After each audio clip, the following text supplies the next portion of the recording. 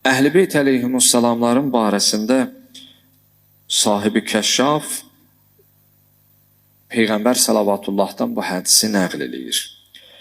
Qala Rasulullah mən matə alə hubbi ali Muhammed sallallahu aleyhi və alihi və səlləm matə şəhida.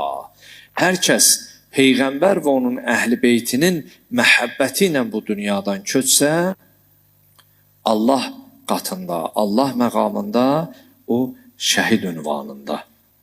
Necə şəhidə Allah o məqamlar, o imtiyazlar verə, Peyğəmbər və onun ailəsinin sevgi məhəbbəti ilə biri bu dünyadan köçə, Allah son anımızı xeyirli eləsin.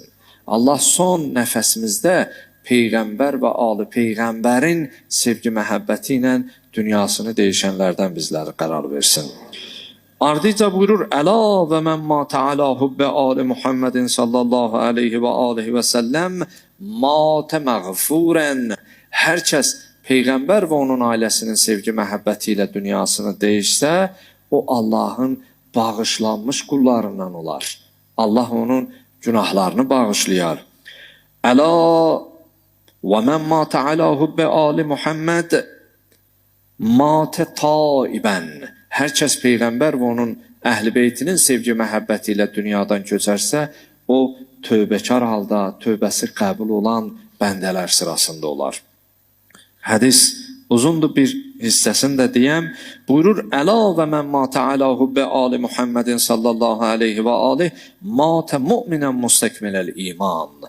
Hər kəs Peyğəmbər və onun əhl-i beytinin sevgi məhəbbəti ilə dünyasını dəyişsə, o bu dünyada imanını kamil edib, kamil imanla dünyadan köçmüş insanlar sırasında olar.